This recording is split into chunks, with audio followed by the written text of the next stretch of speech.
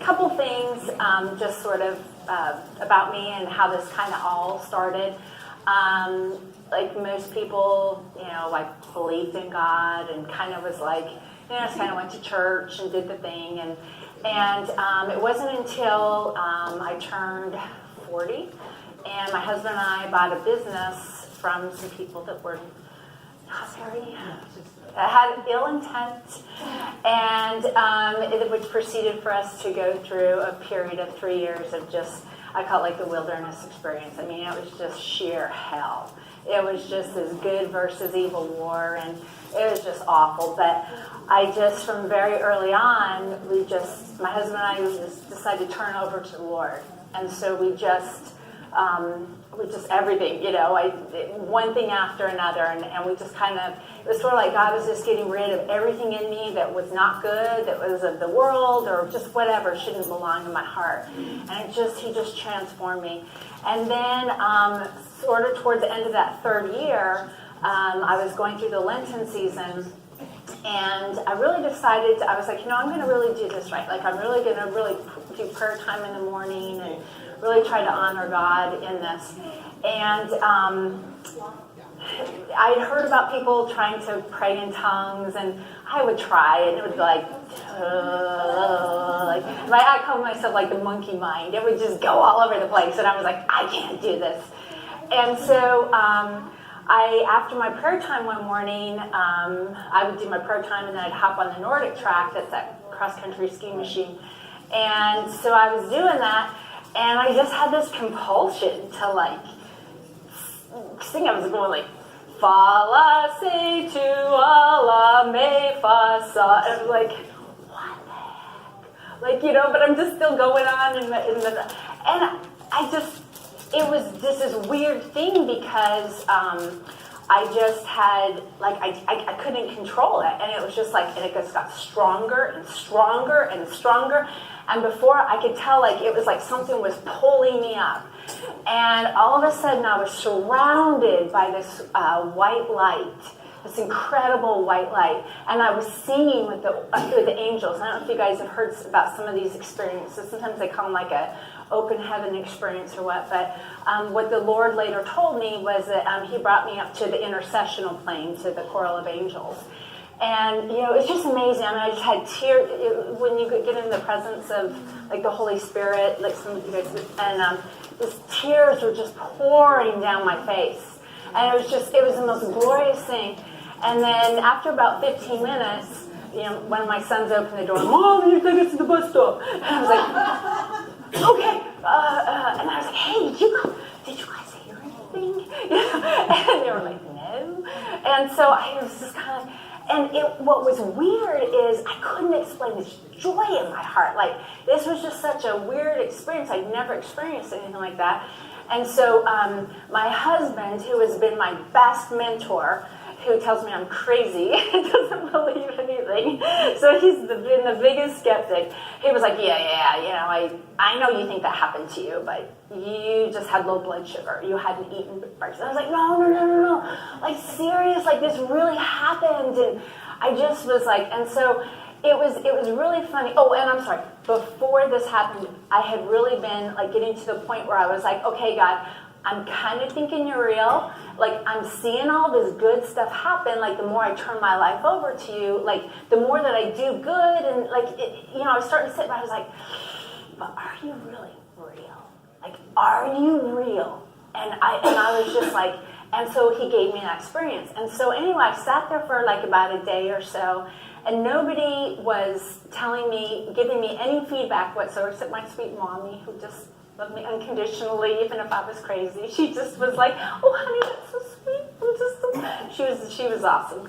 And so I decided to do it again, and I said, God, if you are real, will you show up? And can I have this experience again, or whatever it is that you want to show me? And so I did everything the exact same. I did my prayer time. I hopped on my Nordic track, and I had the expectation he was going to show up. And sure enough, I was doing it again, and suddenly I was like, I was like, oh, and sure enough, I went into the light again. And I was just like, oh my God, and I had the experience, and after that, and mind you, like my physical, like I never stopped in my Nordic track. So this singing was coming from somewhere else, outside of me. It wasn't my oxygen, because I never stopped my Nordic track. But what it did is it just completely transformed my heart. Like, it was just weird. I mean, and it just started me on this path where I couldn't get enough about God. I did tell people about him and tell about his goodness, not this judgment, fearing God. He's just love, right? And the biggest thing that I get is like, I'm a Christian, so, people are like, what do you, well, I don't know. I just kind of am, but like, I don't know. I don't follow one particular sect. We all have our, well, if you do this, you're bad. If you do this, you're bad. Like, it's just no. So what I have learned is God is just love. That's it. He's just supreme, unconditional love, and that's it. And then anything outside of that, some of the churches and some of the things, there's some, well, I won't get into that, but you guys know what I'm talking about. So anyway, after about 2 years after, the more like I started following this, I started going to different groups, and I started finding out different mystical things that happen. I was like, oh no, this is real. Like, like people are like, oh yeah, that's cool. And I was like, oh cool. Like, I didn't know this. And then, so I started asking God, I said, okay, so now I get your goodness. Now I feel like I'm starting to know who you are a little bit. Like, use me, like, please. Like, let me be your servant. What can I do here on earth? And so he came to me in the middle of the night one night, and I woke up, and I was hearing this sentence, and I knew like it wasn't my thoughts, and I was kind of like, what is this? And I did have a sense that he wanted me to get up and start writing. And, of course, like, it's midnight, and my bed's warm, and I'm like, oh, I can't hear you. Oh, what is it that you want me to do? So I slept. And, but the next morning, oh, man, I had such, just like in the pit of my stomach, I was like, you missed out on an opportunity. I was like, that just... God, you're asking him to show up. He shows up, and then you just diss him because you can't even get out of your bed. Like, so I just prayed that next night, and I said, Lord, like, if you want me, if that was you, and you want me to do something, I'm your girl. Like, just, I will get up. And so I put a notebook and a pen outside in the living room, and sure enough, he came up. And he came again, and, he said, I'm the vine, you're the branches, nobody gets to the Father, and blah, blah, blah, this, and I was like, okay, we're on. So I just started writing, and this was 6 years ago, and I just kept, it just kept growing and growing and growing, and then it'd be like, hey, give this message to so-and-so, and I'd be like, hey, hi. And then he said he wanted me to come to the Victory of Light. And I was like, wow, are you serious? Like, what if somebody asked me a question? Like, I don't know enough. And it's just been going and going and going. And it's really interesting because at first I had no idea why he would ask me to come here. Like, I thought that was the most ridiculous thing. But it's so weird. Every time I come, this gift, it grows and grows and grows. And there's just something about the openness and all the energy and the light, and just people are searching, people want to know. Like, people are real here, and they want to see, versus, sometimes when you're out in the world, they're like, oh, well, God can't do that, or he can't do that. So it's just like they start sticking him in a little box, and then he kind of can't move. Here it's like, game on. And so it's crazy. And this very last time, this has grown and grown and grown.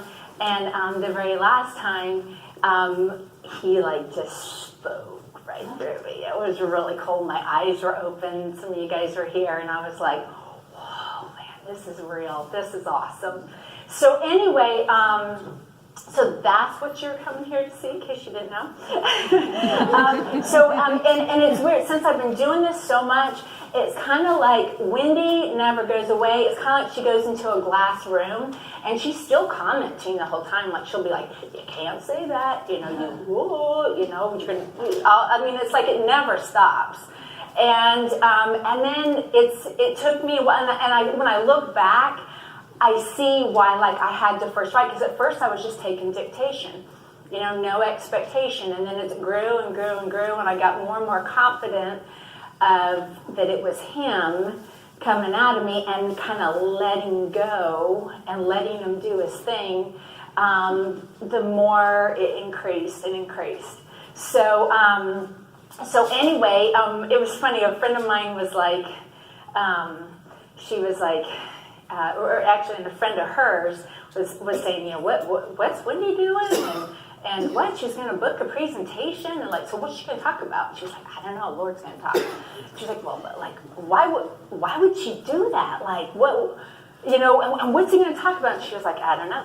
You know, he just says what he's going to say. So, so that's what's kind of cool about this is I have no idea what he's going to say, and. But he might ask questions. He might, I have no idea. I just move over and let him talk. So, you guys ready?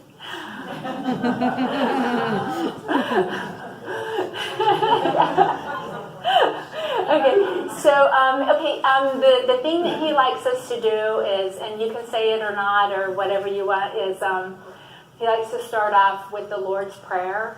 And so let me get a quick little drink, and then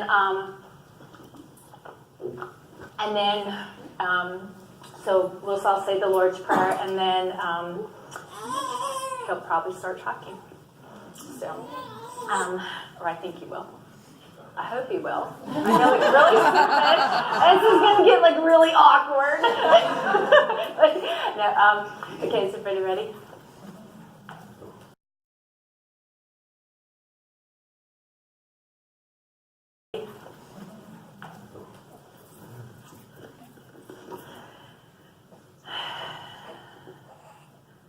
Our Father, who art in heaven, hallowed be thy name.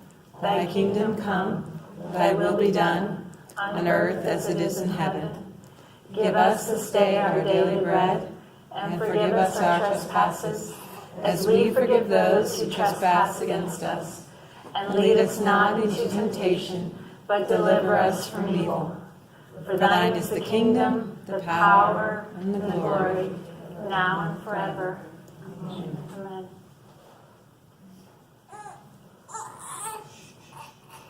Our Father, who is in the heavens, hallowed be your name. Your kingdom come. Your will be done on our beautiful earth as it is in your heavens. Give us this day our daily bread. Forgive us our trespasses. As we forgive those. As we forgive those. As we forgive every single person who has committed a transgression against us. Please allow it in our hearts to fulfill the words of your glory. Amen.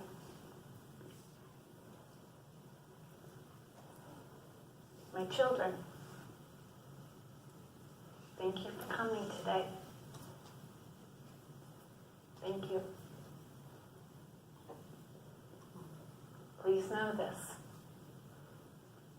I honor each and every one of you who are here in this room. Each one of you is good. Each one of you is more than enough. Each one of you is kind and loving and joyful. Do not ever, ever, ever let anyone ever take your joy from you.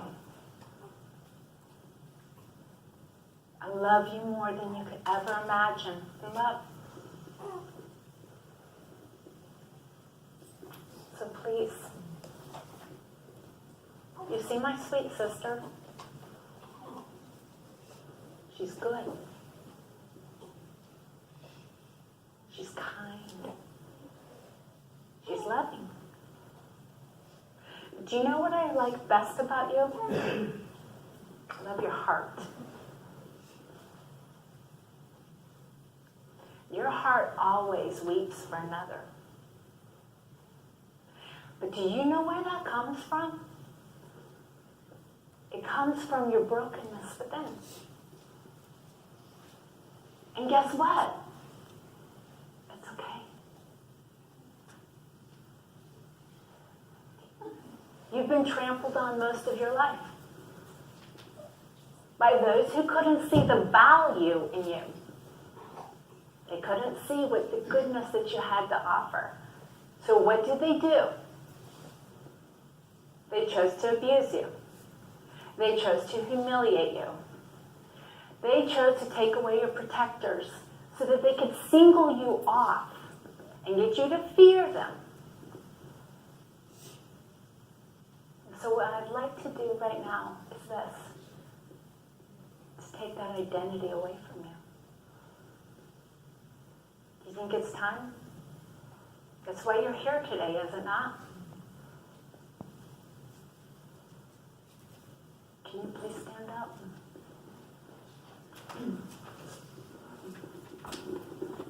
Can you tell the crowd your name? It's Aubrey. She's beautiful, is she not? Do you see how her eyes glow and they sparkle?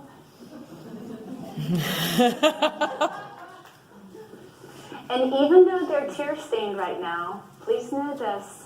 It's a release. It's a release of hatred. It's a release of evil. It's a release of all the abuse that has been done upon you. And so what I want you to do right now is this. Just put your hand right here on your chest. And I want you to say, I'm good. I'm kind. I'm pretty freaking awesome. And that's the way I want you to walk. Sit down. That's the way I want you to walk around in life. And so let me speak again when I say this to you. Because I know that when I say to you that you're good, you're kind, you're patient, you're loving, you're compassionate, what happens is most of you in this room, about 85% of you, just lets it go right over your head.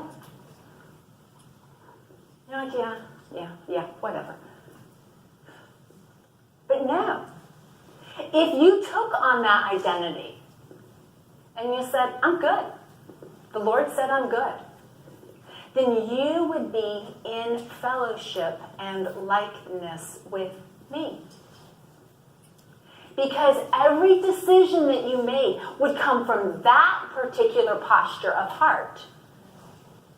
And so when somebody offends you, when somebody has a transgression against you, or shows you any type of fear or disrespect in your life, you would flip it right on its heel. And if you truly knew that you were good in your heart, what you would do is this. When that transgression came upon you, and you really knew who you were, that you were a child of the Most High God, you would respond in kind. And it would almost seem silly to you as they came to strike you. It would seem odd because that was not who you were in your heart. That was your identity of the loving God. And so what I would like to speak next upon is sort of the elephant in the room? What I love here when I look around this room is this. I see all types of people. And the reason I say types is it's very interesting the way that some of you let the dark and the world label you. I'm rich, I'm poor. You're black, I'm white. I'm a Republican, you're a Democrat. My house is bigger than yours. My car is faster, and it's a heck of a lot cooler than yours. And so what happens is this, is the reason I say this to you is because if you accept the label that the world would like to tell you who you are, that is when you diminish. That is when you retreat. And you will find other like-minded individuals that think incorrectly and improperly, such as you. And so why do I say this to you? And why is this so important to me at this particular time in this land? First of all, I know that some of you who read passages in the book of Revelations and go to church and read lots of things think that this is the end times. And I'm here to tell you that it is not. This world will continue long after you're gone. And so why do I tell this to you? I tell this to you because many of you live each and every day as if this could possibly be your last. That some crazy is going to bomb you and blow you up. And so what's the point of living? I might as well grab as much as I can. I might as well hang on to this label that the world has told me who I am. And so all this is just a shift in your thinking. If you have a big house, congratulations. I gave that to you. If you have a fancy car, that's okay. It doesn't make you bad. What makes you bad, what makes you mean, is when you cause harm to another with your actions or inactions and hurt my sweet child in her heart. And while I thank you for letting me have you be the example to this, the reason I say this is many of you here have been victimized. And it is real to you. You have been told certain things to you along the way. You're not good enough. You'll never measure up. You're not smart enough. You're not kind enough. You're not pretty enough. Blah, blah, blah, blah, blah. There's no if-onlys. There's no if-onlys. And so the reason I say this is if you look around this room, this is the culture that I would like to form here in you.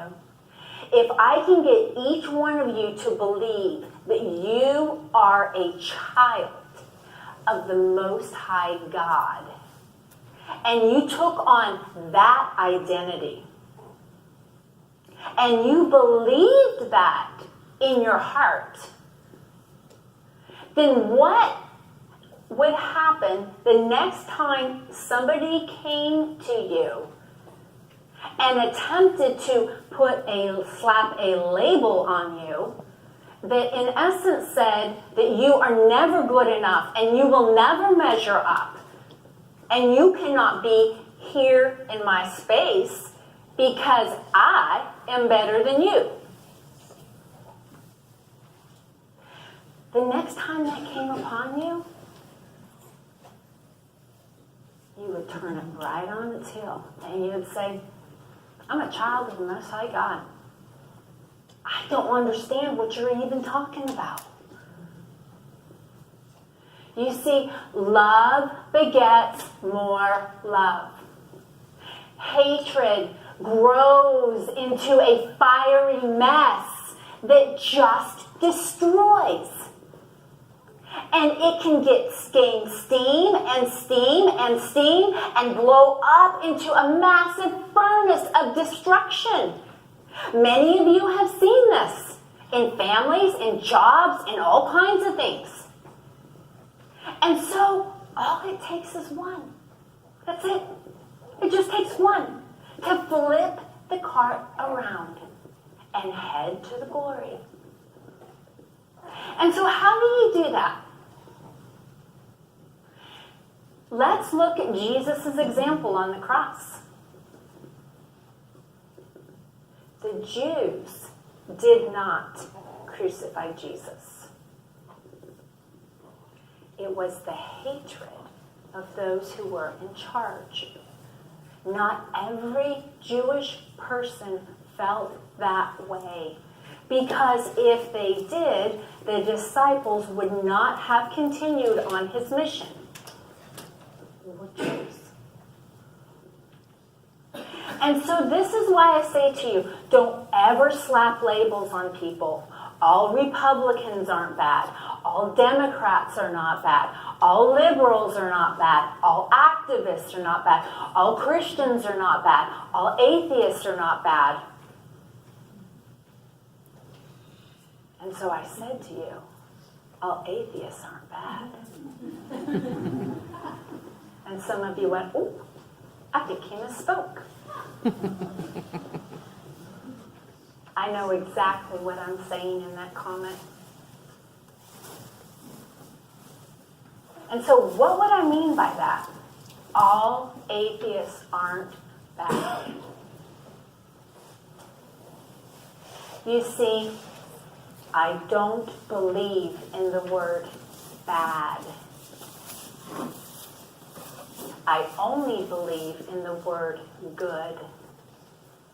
Bad does not exist in my vocabulary, and it should not exist in yours either. Nobody is bad. There are different degrees of happiness and joy and peace. And so, the people that were bad, what were they doing? They were mistreating you. But what it stemmed from and came from was an inadequacy in their heart. And so keep in mind this, if you yourself are a victim and you have a victim mentality, what will happen is this, is you will place your brokenness and your hurt feelings on another so they can see how you feel. Remember, like kind always moves and breathes and flows in a way as it sees and knows love in its heart. And so I talked earlier about flipping it around. So let's say, for example, that somebody doesn't like the way that you dress. Would you change your outfit to please somebody? That would be silly. You would be disrespecting yourself and who you feel, whom you are, and what you want to present. So then, what if you thought a certain way about a particular religion, and you felt that your path and your way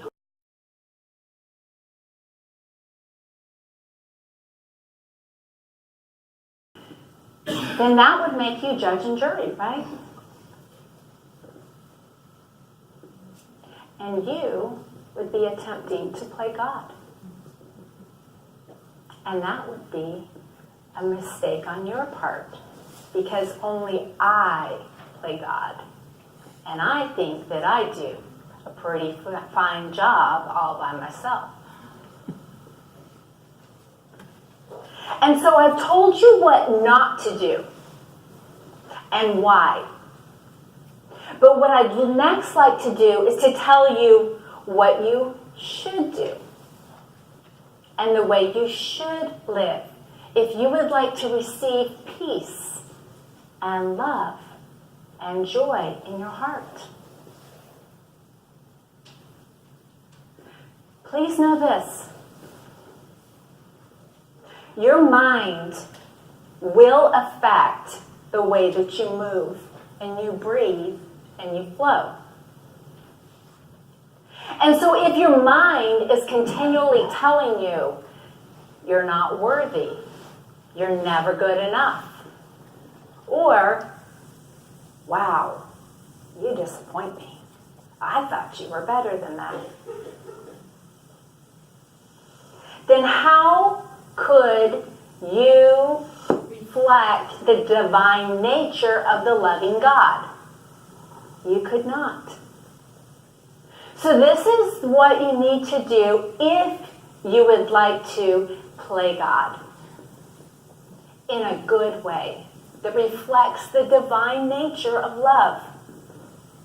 Is first of all, each of you needs to get off your high horse. And the reason I say that is this, is you're not wrong, but you're not right. Your right is for you and only you. You know who you are. It's the individual soul expression of ways. You know who you are. And so if you knew who you are, and you had the proper identity of a loving God's divine expression as you, then what would happen is this, is as you moved and you flowed in the land, you would be dropping little footprints of love everywhere that you went. Almost as if you were dropping rose petals as you went. And so a simple interaction of where somebody cut you off in traffic could turn ugly if you displayed your brokenness and pulled that outward from you. However, if you thought to yourself, okay, let me get off my high horse for a moment. I don't know why that person cut me off. I don't know where they're coming from. I don't know where they're going. You see, when you slap a judgment on that person and you say, they intentionally did that. They did that to hurt me. Why do you think that you're the center of the universe? You're not. Most people are flippant and they have no idea what they are doing to and towards you in your way. And so if you walk around with this high on your horse attitude and believe that everything that happens to you negatively in the world is somehow a mistake on the other person and their part, then what will happen is this. Anger will erupt in you. As you start to think and take everything that people say and do literally in your heart, which is not a good thing for you. And so, again, taking a step back to the identity, I started off by saying, you are good, you are kind, you are patient, you are loving, you are a grace from above.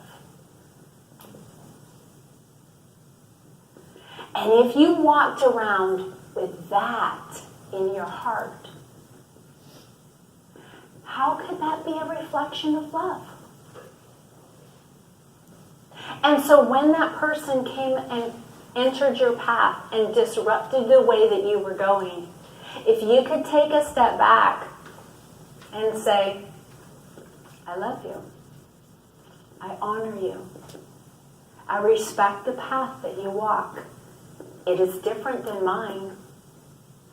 But you are a child of the Most High God. And I love everything that you do. You see, when your answer is that, instead of, I am going to fight you. I am going to rip you to shreds with every single being of my soul. How does that change the world?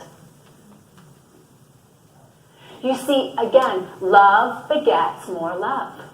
Hatred begets more hatred and violence in the land. And so, there are some in this room that will not live till the end of the week. There are some in this room that will be 88 years old. There will some, too, that will live to be 103. There are some that will go on and on and on and on in generations and generations and generations. And so, what does that matter? Does that matter at all? Does it matter if you live to be 103 or die next Wednesday? It doesn't matter.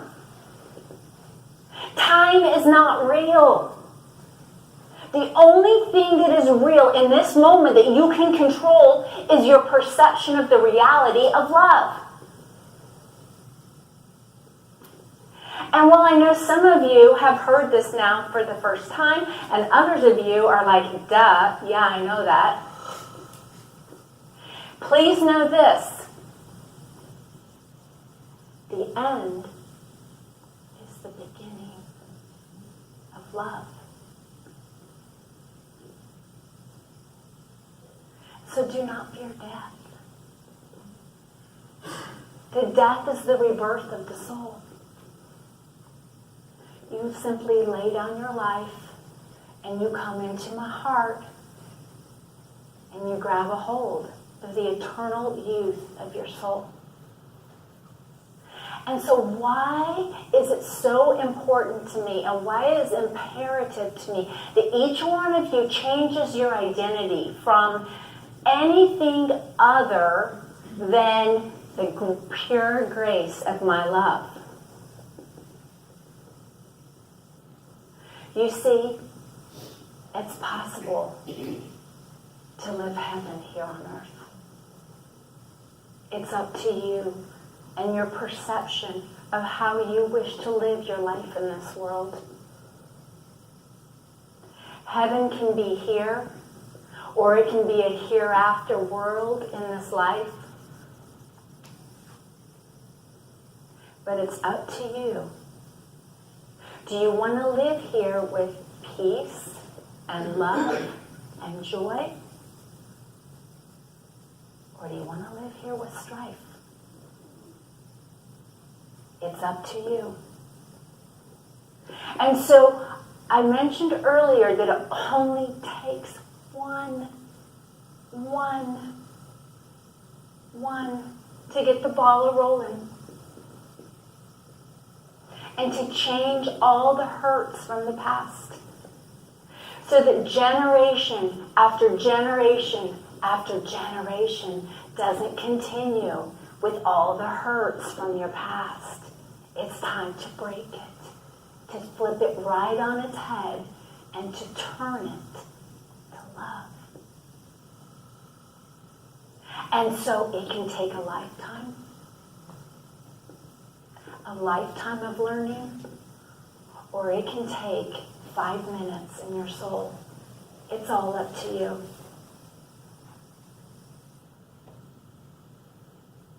And so, I've said much, but yet I've really said nothing at all.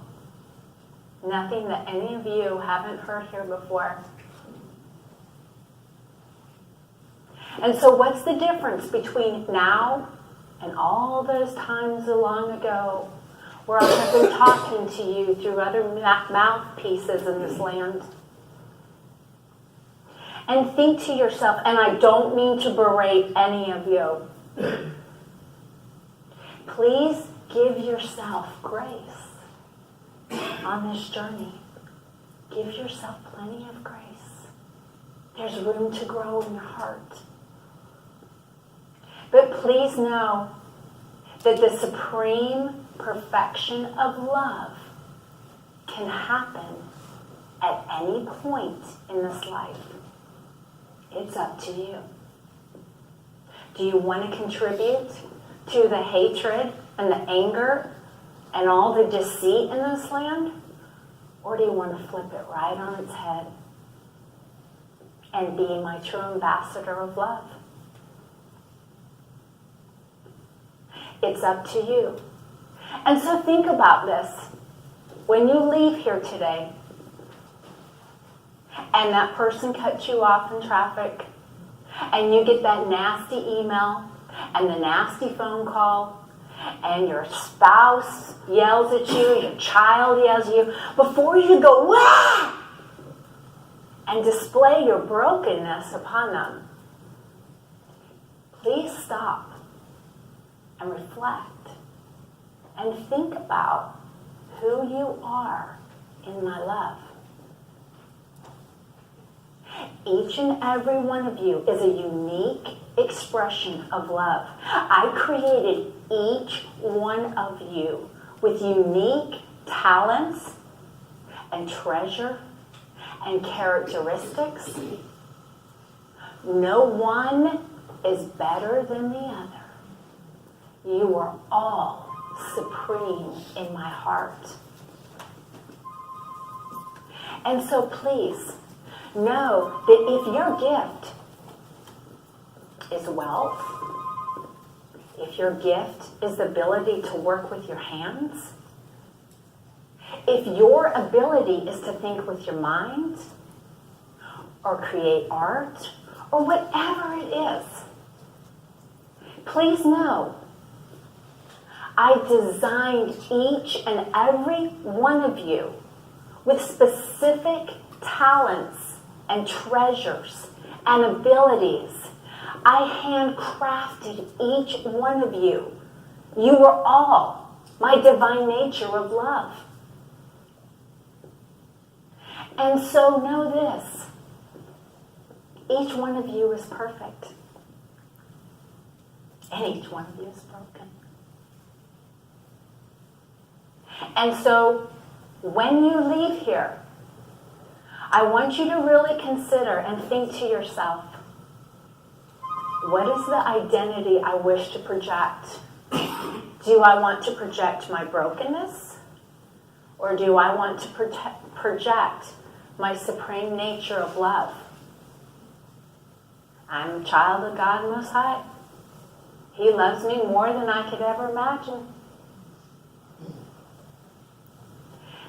And if you will walk and talk and move and flow with that particular manner of ways,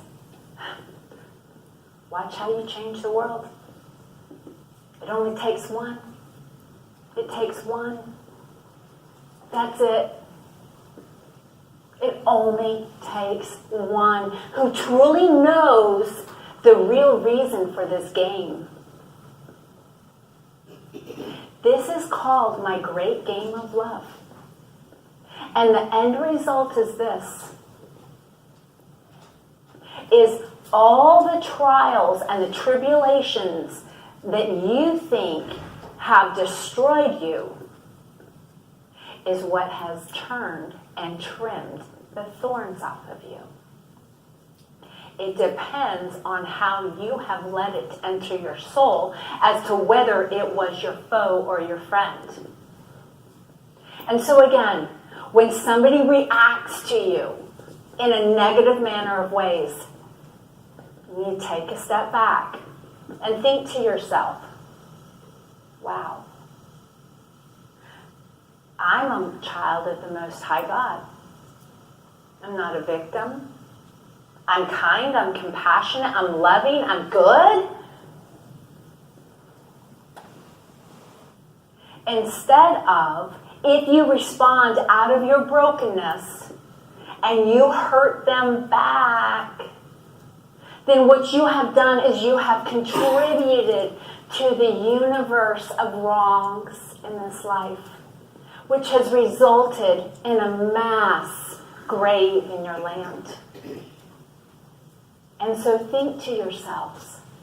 Think to yourselves as my true ambassadors of love. That's who you are in this land. I love you. I love each and every one of you. And it pains me to see sadness in this land. I do not relish it. I do not welcome it. Not at all. I'm good. But I will allow somebody to destroy themselves if they wish. But I never give up on anybody. I chase after them as much as I can.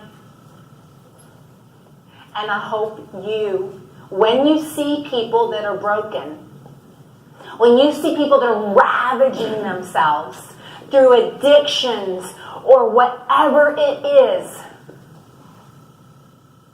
please have empathy for them and show them love. Show them who you are in my heart. Show them kindness. And don't repeat.